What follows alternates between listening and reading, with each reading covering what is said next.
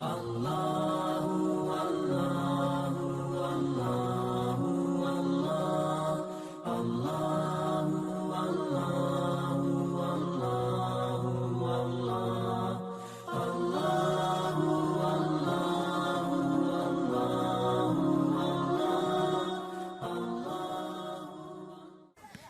إليك الكرة يا إكرمة، انتبه حتى لا تفلت منك. لقد التقطتها. ما أكثر مهارتك، لقد التقطت الكرة بيد واحدة. نعم، تعالوا لنذهب إلى المسجد. ولكن ما رفي الأذان بعده. نعم، لكن حان وقت الأذان. ولكن أخبرني، كيف عرفت بأن وقت الأذان على وشك؟ ما زلت أتربص ظلال الأشجار والجدران وأخمنها حتى تصل إلى حد يرفع الأذان. إذن هيا بنا نذهب إلى المسجد.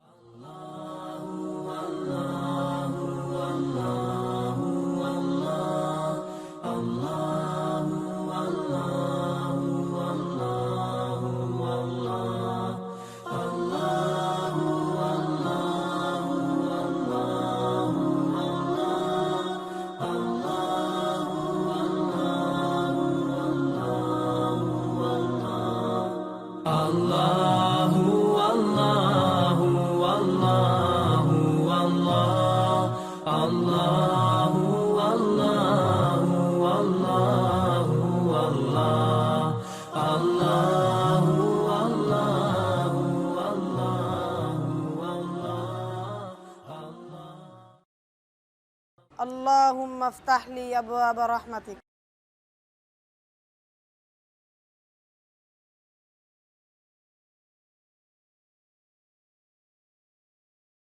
ماذا قرأت الآن عندما دخلت المسجد؟ قرأت دعاء دخول المسجد. وهل لدخول المسجد أيضا دعاء؟ أجل، ديننا الحنيف فأرشدنا في جميع أنواع الحياة، فعندما ندخل المسجد فعلينا أن نضع القدم اليمنى أولا ثم ندعو بهذا الدعاء.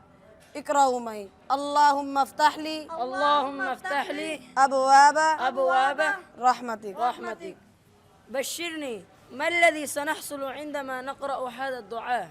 يا أخي، هذه سنة نبينا صلى الله عليه وسلم، فعندما نقتدي الرسول صلى الله عليه وسلم سننال أجرا جزيلا وثوابا عظيما عند الله سبحانه وتبارك وتعالى، ونكون قد حفظنا أنفسنا في الوقت نفسه من غواية الشيطان ومن وساوس الشيطان.